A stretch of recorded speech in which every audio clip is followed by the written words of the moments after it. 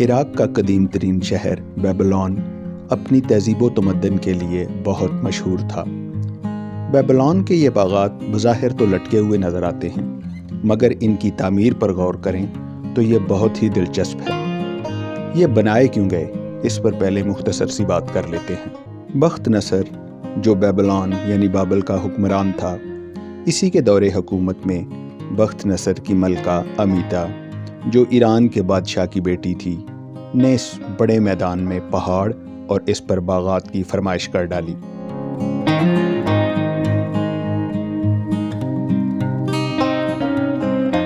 امیتا دراصل ہمدان کی رہنے والی تھی۔ کہا جاتا ہے کہ بچپن سے جوانی تک اس کا وقت کوہستان میں بنے ہوئے سبززاروں میں گزرا، کیونکہ ہمدان پہاڑوں کے درمیان تھا اور امیتا کو پہاڑوں پر سبزہ کے مناظر سے گہری دلچسپی تھی۔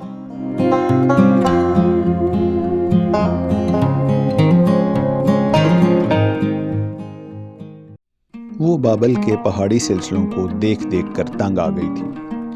بخت نصر نے اس فرمائش کو جو ان کی ملکہ سے کی گئی دل و جان سے قبول کیا اور یہ تمام کام اپنی نگرانی میں کروائے۔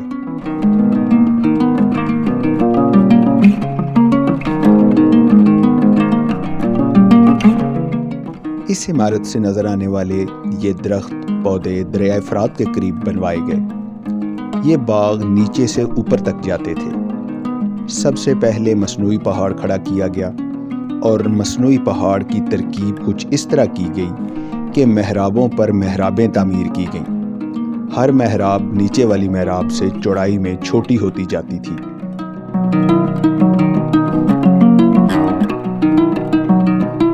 ظاہری بات ہے، ہر بیس کو مضبوط رکھنا بڑا ضروری تھا۔ اچھا، یہ 4 منزلہ عمارت تھی اور ہر منزل پر باہر کی سمت کو نکلے ہوئے چبوترے تھے۔ اب دلچسپ بات یہ ہے کہ ان باغات کے سائیڈز پر 20 فٹ چوڑائی کی 4 دیواری بنائی گئی۔ سب سے اوپر والی چھت زمین سے 350 فٹ اونچی اور 400 فٹ لمبی تھی۔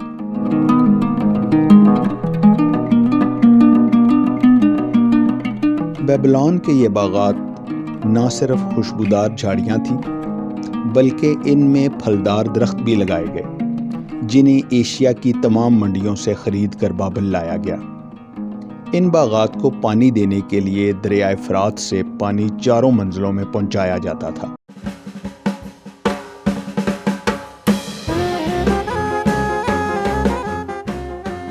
سب سے آخری یعنی اوپر والی منزل میں ایک تالاب بھی بنوایا گیا، جس میں نلوں کی مدد سے دریائے فرات کا پانی بھرا جاتا تھا۔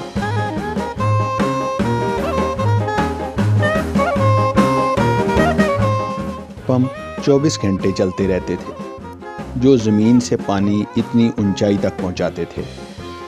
اس تالاب سے پانی کے چشمے نکلتے نظر آتے تھے اور فواروں کا منظر دیکھنے کے قابل ہوتا تھا۔ جب ہوا چلتی تھی تو یوں لگتا تھا جیسے پورا پہاڑ ہل رہا ہو۔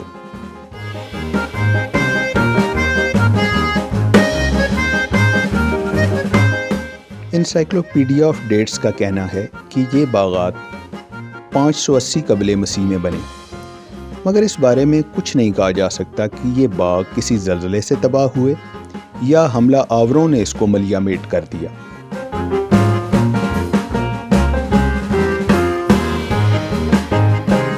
چار 4000 قبل مسیح کی جو تحریریں سامنے آئی ہیں ان میں واضح طور پر بابل شہر کا ذکر آتا ہے۔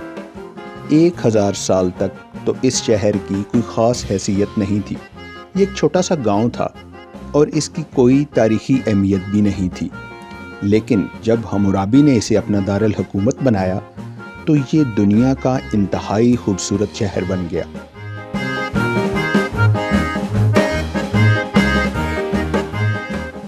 مگر پھر جب اشوری شہنشاہ سیناچرب نے اسے 699 قبل مسیح میں فتح کیا تو لڑائی کے دوران اس شہر کا سارا حسن ماند پڑ گیا۔ اشوری حکومت کے بعد جب ایک آزاد حکومت قائم ہوئی تو اس نے اس شہر کو دوبارہ سے تعمیر کروایا۔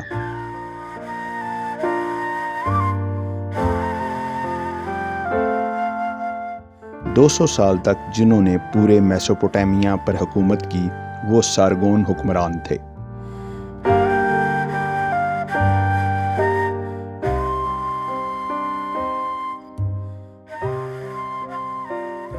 ان حکمرانوں کے بعد ہتاتی قوم سامنے آئی جو پہاڑی قبائل کے لوگ تھے۔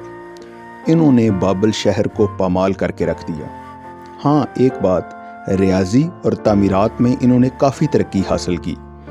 یہ لوگ دین سے زیادہ دنیا کے کاموں میں دلچسپی رکھتے تھے۔ یہی وجہ ہے کہ ان کے پاس پہیے سے چلنے والی گاڑیاں بھی تھیں۔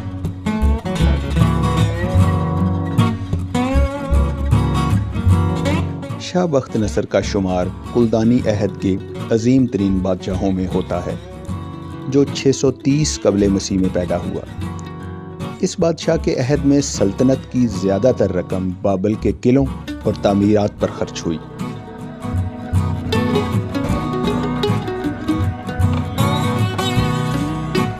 بخت نصر نے دریا پر پل بھی بنوایا اور اس کے ساتھ ساتھ اس کا مغربی کنارے کا ایک بہت بڑا علاقہ بھی شہر کی حدود میں شامل کر لیا گیا۔ یوں شاہ بخت نصر کے دور میں بابل علم و تہذیب کا بہت بڑا مرکز بنا۔